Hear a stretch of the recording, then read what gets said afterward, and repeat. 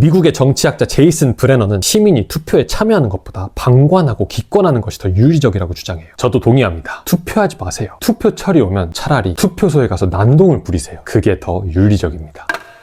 프리 홍콩 기억나시나요? 2019년 중국 거대 정부에 대항하여 자유로운 홍콩을 부르짖었던 민주화 운동의 구호였죠. 저는 홍콩 민주화 운동에 대한 한국 보수와 진보 진영 각각의 반응을 보고 가공할 만한 역겨움을 느꼈답니다. 반중, 반사회주의 기조를 떠받드는 한국 보수 진영에게 프리 홍콩은 매력적인 구호였죠. 당시 보수 성향의 사람들은 시민이 원하면 홍콩의 민주화는 물론이고 거대 정부로부터의 분리 독립까지도 당연히 가능하다는 논지를 가감없이 얘기했습니다. 그런데 진짜 이상한 점, 보수 진영 이분들 중 상당수가 1980년에 광주에 대해서는 전혀 다른 이야기를 해오고 있어요. 그들에 따르면 광주의 시위는 불법적으로 무기를 탈취했기 때문에 공산주의자들의 사주를 받았기 때문에 부도덕한 폭동에 불과하답니다. 그러나 시민이 원하면 이라는 논지에 충실하기 위해서는 광주 시위에 대해서도 정당한 운동이었다는 평가를 내려마땅합니다. 당시 광주 시민들에게 전두환은 원치 않는 대통령이었다는 사실은 변함없거든요. 설사 무기를 탈취하고 공산주의자들의 개입이 있었다 하더라도 시민이 원하면 옳다의 도식을 따른다면